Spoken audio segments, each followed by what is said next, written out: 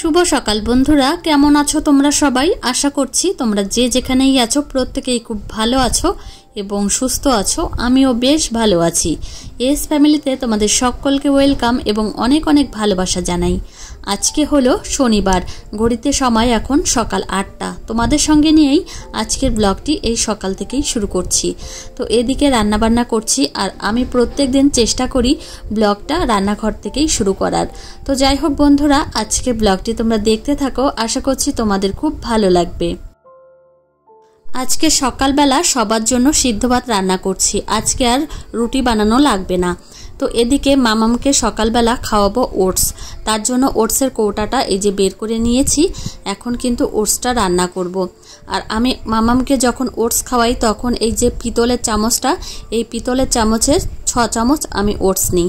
তো এখন এই বাটিতে আমি নিয়ে নিয়েছি। এখন কড়াইতে হালকাভাবে একটু ভেজে নেব, মানে হালকা, একদম হালকাভাবে একটু নেড়ে চেড়ে তারপর কিন্তু জল দিয়ে দেব।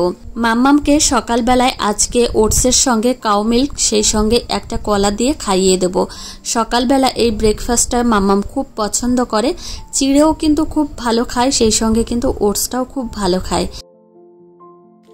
তো আমার প্রিয় বন্ধুরা, আজকের ব্লগে আমি বিশেষ করে তোমাদেরকে বলবো যে আমার মামামের গ্যাস হলে বা হজমের সমস্যা হলে আমি কি করি।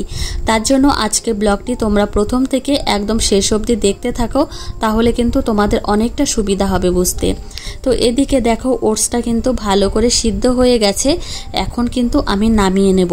আর জানো তো, বেশি ঘন করে নামালে আবার কি হয়, যখন ঠান্ডা হয়ে যায় তখন কিন্তু আরও বেশি ঘন হয়ে যায়। ওই জন্য আমি একটু পাতলা টাইপের নামাবো। তো এদিকে মামামের খাবারটা রেডি করছি। আর চলো তোমাদেরকে আমি বলি মামামের গ্যাসের সমস্যা হলে আমি কিভাবে কি বুঝতে পারি।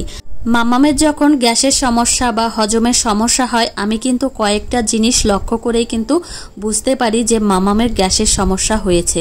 সেটা হচ্ছে ওর পেটটা ফোলা থাকে, সেই সঙ্গে ও খেতে চায় না আর ঘ্যান ঘ্যান করে, মানে পেটটা হয়তো ব্যথা করে, ওই জন্যই।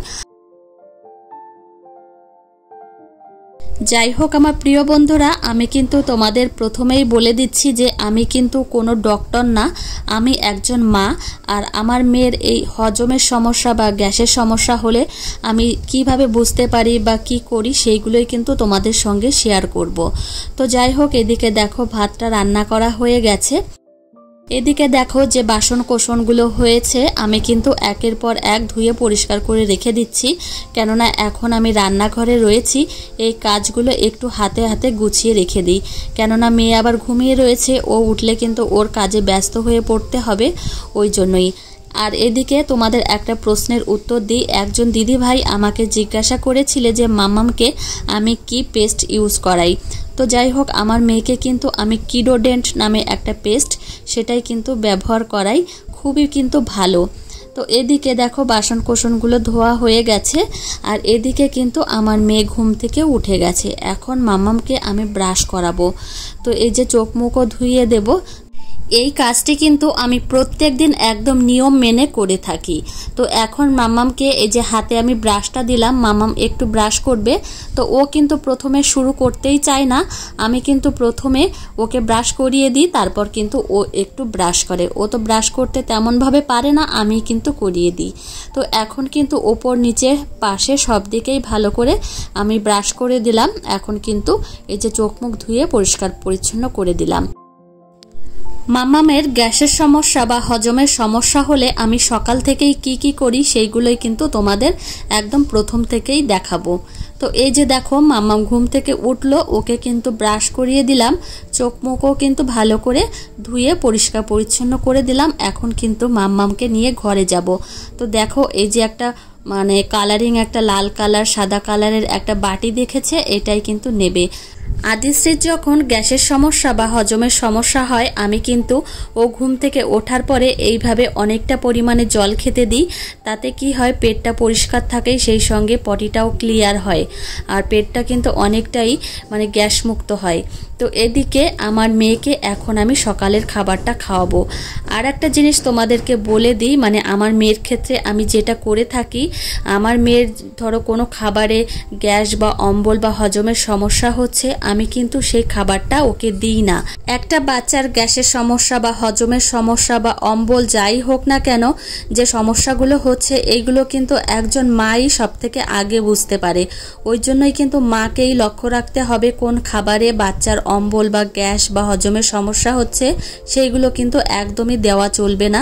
সত্যি কথা বলতে আদিশ্রীকে আমি কাউ মিল্ক সেই সঙ্গে কলা আর ওটস দিয়ে যেভাবে আমি সকালে খাবারটা তৈরি করে দিলাম, এইভাবে খেতে কিন্তু ও প্রচণ্ডই ভালোবাসে। তো একদম কিন্তু ঝটপট করে খেয়ে নেয়। তো এদিকে দেখো মামামকে খাওয়ানো হয়ে গেছে। এখন ওকে একটু দেখাচ্ছিলাম যে ওইখানে পাখি বসেছে, আর ওকে কিন্তু এখন আমি প্রত্যেক দিন এই বারান্দায় বসেই কিন্তু খাওয়াই। আর এখন যে পরিমাণে গরম, সত্যি কথা বলতে ঘরে বসতেই ইচ্ছা করে না। বাচ্চা কাচ্চা সুন্দরভাবে খেয়ে নিলে কিন্তু এর থেকে আনন্দের কিছু আর মায়ের কাছে হতে পারে না। তো আমার তো প্রচণ্ডই ভালো লাগে, আর সবসময় কিন্তু আমি আমার মেয়ের প্রশংসা করে থাকি যে আমার মেয়ে কিন্তু খুব ভালোভাবে খেয়ে নেয়। আদিশ্রীকে সকালের খাবারটা খাওয়ানো হয়ে গেছে। এখন ও খেলা করবে। ওর দাদা ভাইয়ের ঘর থেকে ওর বলটা নিয়ে আসলো, এখন কিন্তু উঠানে গিয়ে খেলা করবে। তো ওকে কিন্তু এখন আমি চপ্পলটা পরিয়ে দেব, কেননা ও উঠানে খেলাধুলো করবে। আর উঠানে কিন্তু একটু পাথর টাথর আছে, ওই জন্যই কিন্তু আমি চপ্পলটা পরিয়ে দিচ্ছি। আর এখন কিন্তু বাইরে যাবে। ও কিন্তু প্রত্যেক দিন সকালবেলা খাওয়ার পরে উঠানে যাওয়ার জন্য একদম ব্যস্ত হয়ে যায়। তো ও কিন্তু এখন প্রায় 1-1.5 ঘন্টা খেলাধুলো করবে। খাওয়া দাওয়ার পরে কিন্তু একটু খেলাধুলো, দৌড়াদৌড়ি, ছোটাছুটি করলে কিন্তু ওদের হজমটাও ভালো হয়, সেই সঙ্গে কিন্তু গ্যাস হওয়ার সম্ভাবনাও থাকে না। প্রত্যেক দিনের মতো মাম্মাম ওর বাপির বাইকে করে যাচ্ছে, আর এই ঢালাই রাস্তার সামনেই নামবে, সেখান থেকে আবার দৌড়ে দৌড়ে আমার কাছে আসবে। তো যাই হোক, বাইরে কিন্তু একদমই বেরোনো যাচ্ছে না, প্রচণ্ড পরিমাণে গরম, সেই সঙ্গে প্রচণ্ড ঘাম ঝরছে। আর জানো তো শরীরটা কিন্তু আমার একদমই ভালো নেই, প্রচণ্ড কষ্ট হচ্ছে, কেন জানি না, নিঃশ্বাস নিতেই কিন্তু প্রচণ্ড কষ্ট হচ্ছে।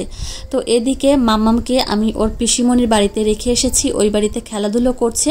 আর এদিকে আমার হাতের কাজগুলো আমি করে নিলাম। সকালের যে বাসি জামা কাপড়গুলো রয়েছে তোমাদের দাদা ভাইয়ের, মাম্মামের, আমার, সেগুলো কিন্তু ধুয়ে দিয়েছি, আর এদিকে মেলেও দিলাম। আর মাম্মাম তো ওর পিসি বাড়িতে রয়েছে। এখন জানো তো মাম্মামকে আবার বাড়িতে নিয়ে আসবো। আর এখন এই যে জল খেতে দিয়েছি। এত পরিমাণে দৌড়াদৌড়ি ছোটাছুটি করছে।